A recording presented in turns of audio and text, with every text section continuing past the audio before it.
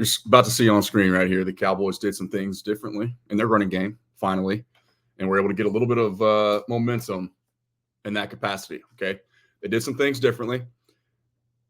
I got 10 minutes to get you ready here that we're about to talk about, okay? This is not the team to run the football against. This Lions team does not let you do it. All right, I'm going to explain exactly why. But I got 10 minutes to get you ready. Ordinarily, you guys saw me say this on Twitter. I'll have these previews out for you on Thursday or Friday at the latest. This week was a little bit different. There's a pretty important game, significant game that happened yesterday. And so it got all the attention from me that it deserved. And I will not apologize for that. So we're adjusting on the fly here. 10 minutes to get you ready for this Cowboys-Lions game. 1, 2, 3. Here we go.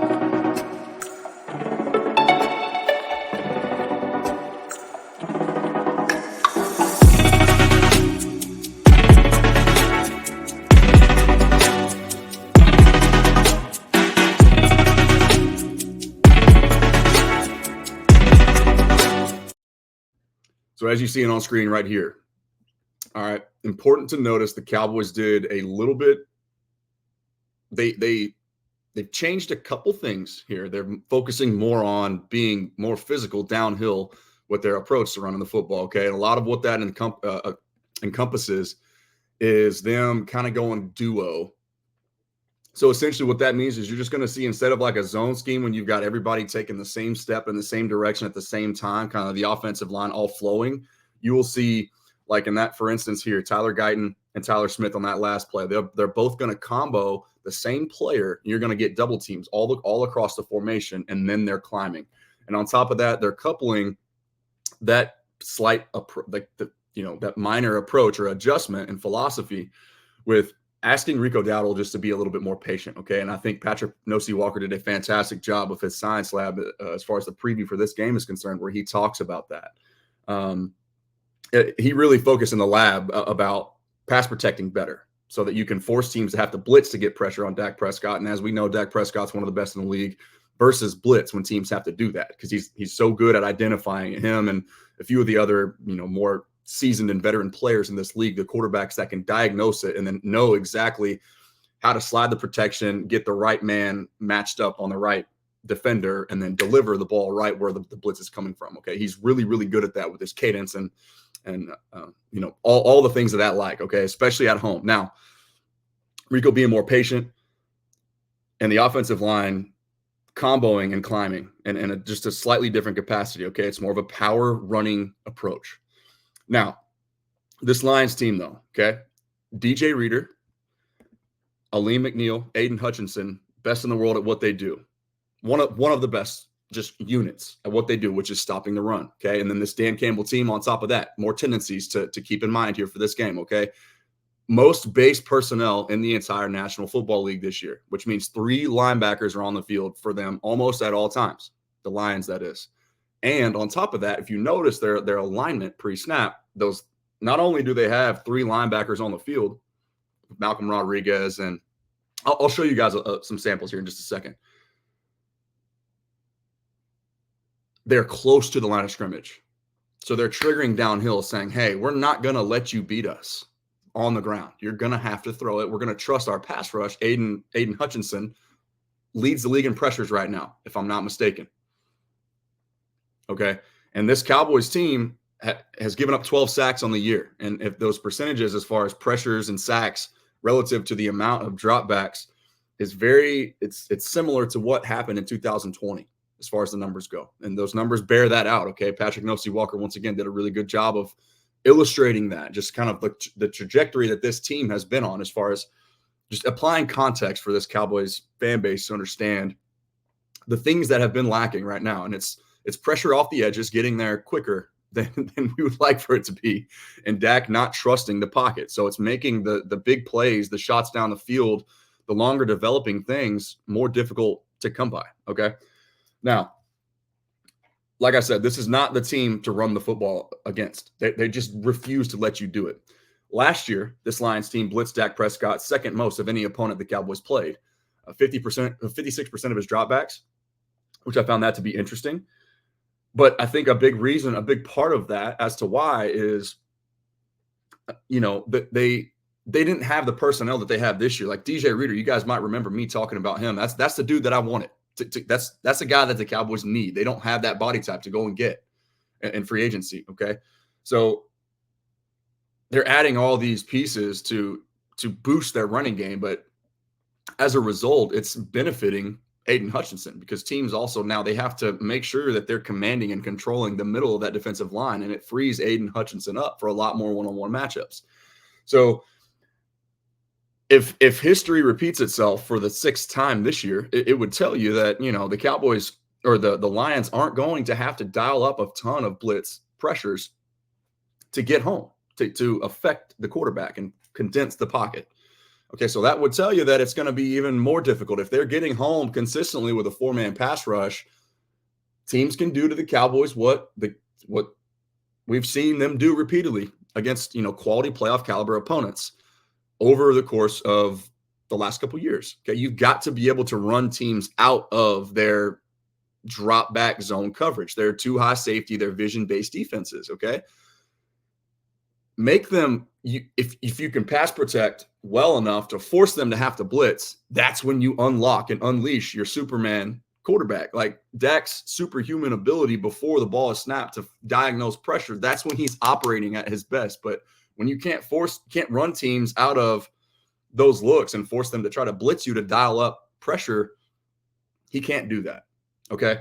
So this game for me, Tyler Guyton is another topic that we have to discuss. Okay. Yes. I saw a ton of the narrative surrounding, hey, should we just put him on ice for a little bit and let Tyler Smith play left tackle? I even sort of hinted at that. I was like, I wonder what they'll do, especially if he's not 100%, but seems like he is. Okay. And as long as he's 100%, you got to let him, he's got to walk through the fire, y'all. He has to.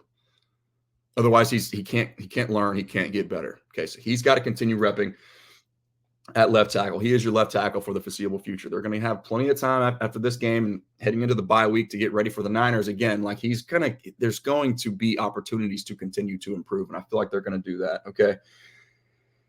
This is a game though where, like I said, it's going to have to be one on the shoulders of the quarterback. No Eric Kendricks this week is massive, and this Lions team, I think their running scheme is with their dynamic duo of playmakers in the backfield with David Montgomery, who just signed a 2-year contract extension, which is rare in general in the National Football League. But then on top of that, it's for a running back to get more guaranteed money in the middle of the season. He's now the 8th highest paid running back in this league.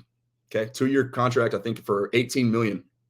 I don't know about the guarantees. It doesn't matter. Okay. The point is they're acknowledging how good and how effective he's been on top of their 1st-round pick investment in Jahmyr Gibbs from 2 drafts ago.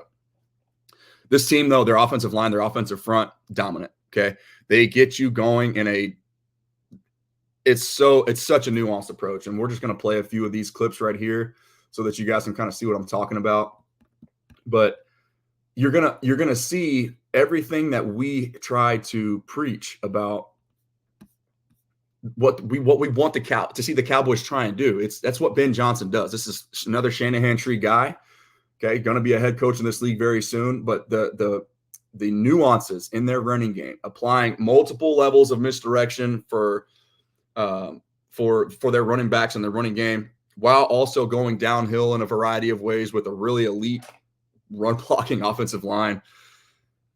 And then they got weapons on the back end, And we thought Deron Bland was going to be back for this game. He is now going to be sitting out, which honestly, I don't hate. Give him another 2 weeks, knowing that you got a bye week on the other half of this, on the backside of this game. That makes just makes so much sense for me. And I realize here we got to go back to week 5 to see the Lions week 4, because they had a bye in week 5 to see their last matchup. Should have had this pulled up already. That's my fault. Where are we at? Seattle at Detroit. There we go. Let's go ahead and get Montgomery. Rushing. Boom. So you can just kind of get a feel for everything that they throw at you. Okay. No Eric Kendricks. I told y'all last week what was going to have to happen. Okay. And there's a very specific reason as to why I listed the defensive keys first. Can you play with maniacal effort? They absolutely did that, but there was a very specific reason. Once again, because I knew that the Pittsburgh Steelers offense was one-dimensional. I mentioned the Cowboys defense first. Can they play with their hair on fire and stop the run? They would have a chance to win that game. They did that. Now, can they do it again without their quarterback, Eric Kendricks? And at this moment, I actually don't even know who's going to be wearing the green dot today. I'm curious to see who that's going to be. I'm sure Patrick Nosey Walker on Twitter will have some of that information. I'm sure it's probably already been posted right now. Once again, my mind was on Texas OU, Texas BTA. Belt to ass yesterday, took care of business. So that's where that gained most of my attention. It will always gain the majority of my attention, especially with 2 weeks to get ready for them. The buildup and the hype this year was as much as it's ever been because both teams had a bye. So it was a lot of fun. But pay attention to that. It's going to be, Maris Leofau, DeMarvion Overshown. That's two rookies as far as I'm concerned still, okay? Can they process information, all the information pre-snap, all the eye candy that Ben Johnson's going to throw at them? Can they play fast? Can they play physical enough downhill? Can they hold the point of attack against a team that's really effective running the football? Okay. Mozzie Smith, big day for him. Oso Digizua, another big opportunity for him to earn a potential contract extension, right? The Cowboys are completely decimated with their front seven right now. It's just there's no way to hide it. There's no way to hide it. This Lions team, they're going to be pissed from the way things played out. Probably felt like they should have won that game. A lot of people, Cowboys fans included, felt like they probably should have won that game last year. They didn't, okay? Dan Skipper, you see it on the goal line here. That's another thing. That's another talking point I know people can't wait to discuss is they try to run it back again with Dan Skipper declaring or not declaring eligible and becoming a target in the end zone for Jared Goff. But just look at this personnel formation here. They are committing to condensing the formation. Amon-Ra St. Brown is really good at what he does as far as being a blocker. He's like of the Cooper Kupp ilk, just with the willingness to stay and hold blocks.